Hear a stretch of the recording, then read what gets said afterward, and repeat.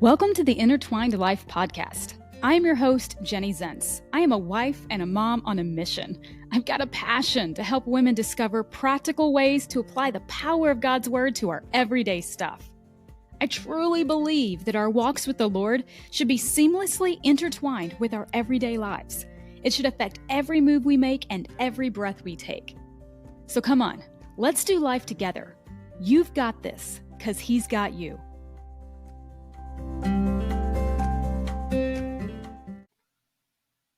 Hey everybody, happy 2025.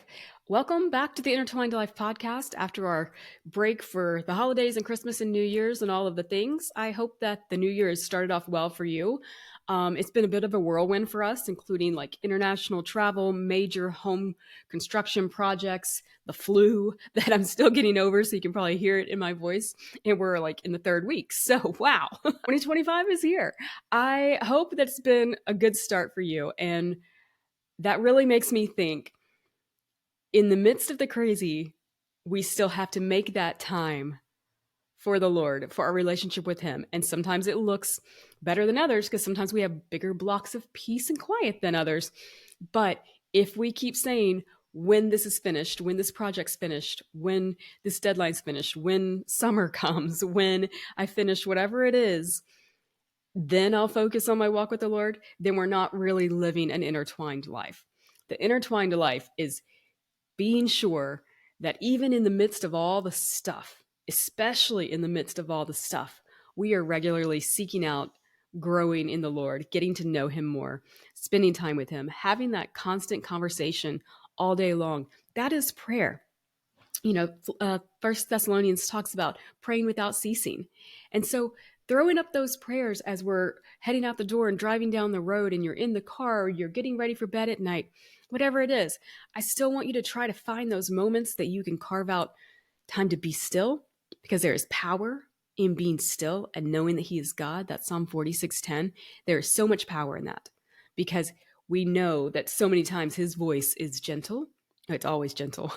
It's quiet and it's there, and He's not going to scream at us, but everything else in the world is screaming at us. So we have to be sure that not only are we being still and quieting inside of ourselves enough to hear that, but also the more we get to know Him, the more in the midst of all the other shouting, we will recognize His gentle voice. We actually talked about this in church staff meeting the other day. We were talking about hearing the voice of God, and I don't remember exactly what it was, but I felt like God kind of gave me that picture of talking about, you know, how the sheep will know my voice. That's part of one of the scripture that Christ tells us. And if we've accepted Him, we're His sheep and He's our shepherd.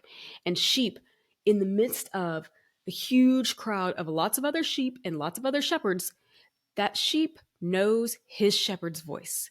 And so we want to be like that.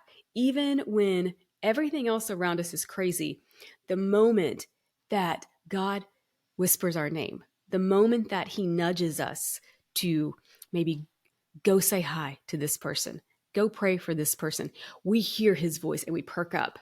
And when we think about that, think about it in terms of like human relationships.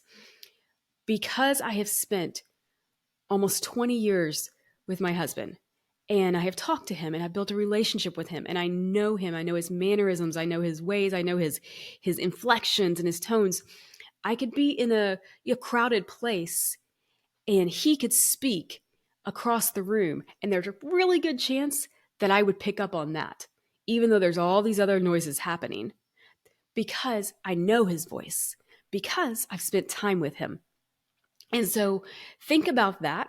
It's not about everything around us being still in order to be able to hear God, even though that is great. If we can carve out those times, that's great. But that is not typical, everyday, regular life, especially in 2025 United States of America.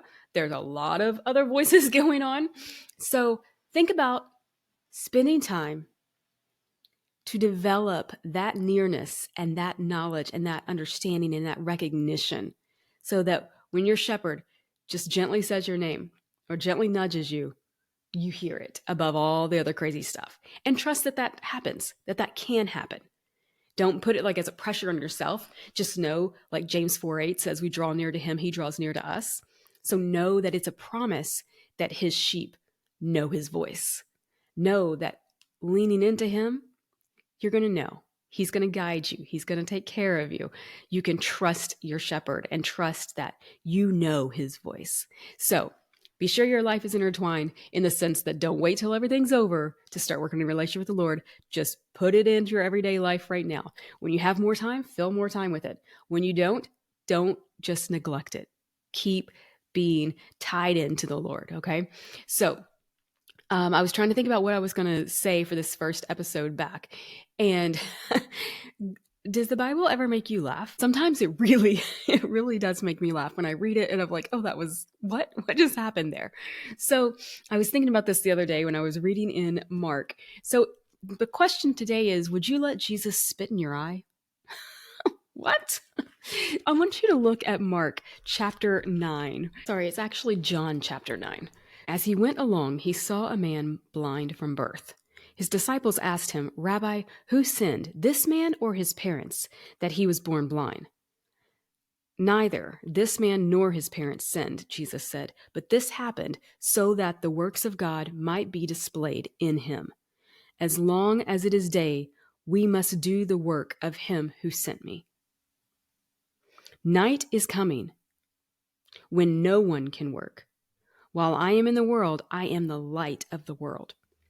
After saying this, he spit on the ground, made some mud with the saliva, and put it on the man's eyes. Go, he told him, wash in the pool of Siloam. So the man went and washed and came home seeing. I'm sorry, what?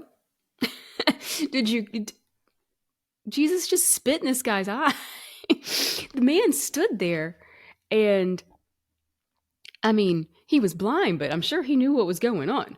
And if not, there's probably people standing next to him who's like, dude, he just is spitting and making mud. But the man let Jesus put spit in his eye. Think about that. Would you let Jesus spit in your eye? Do you have confidence in the Lord that even when something just doesn't make sense, even when his plan is totally different than you think makes sense logically, even when things don't go the way you think they're supposed to, even when he tells you to do something that seems really counter to what you're trying to accomplish or really strange, will you trust him?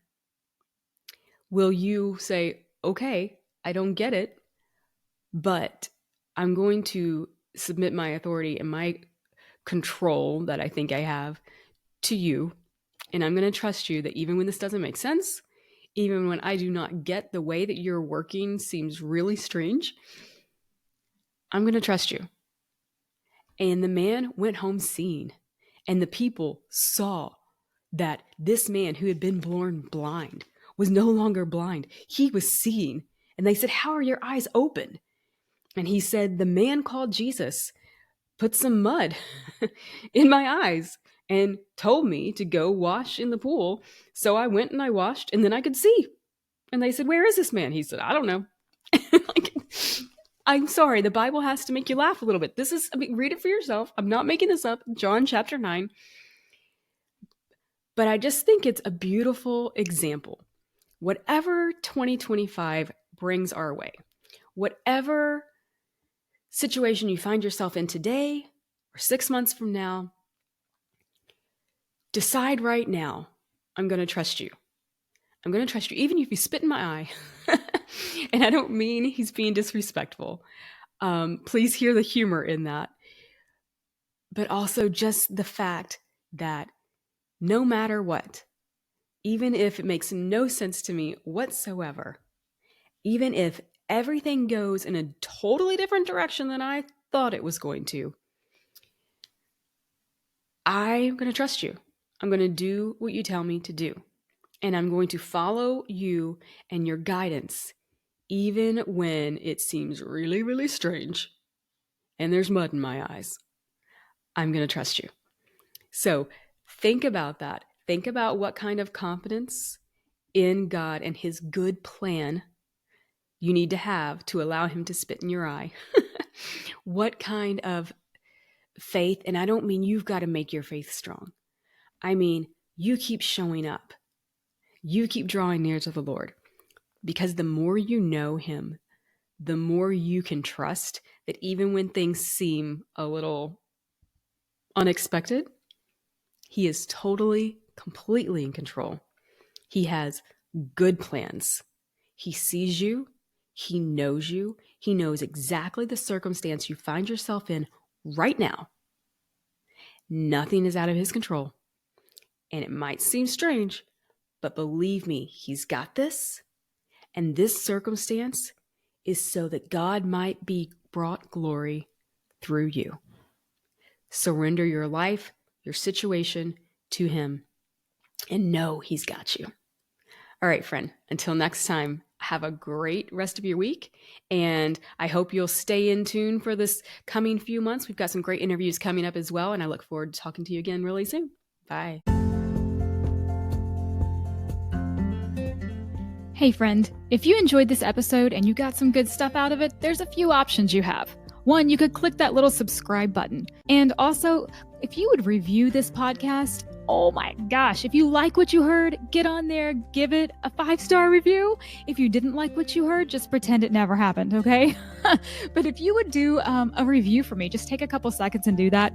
Not only would I be crazy excited, but also it would just be a great way for us to partner together, for you to help this podcast be seen by more women out there. And you could be a part of helping more women discover these practical ways to apply God's word to just everyday stuff.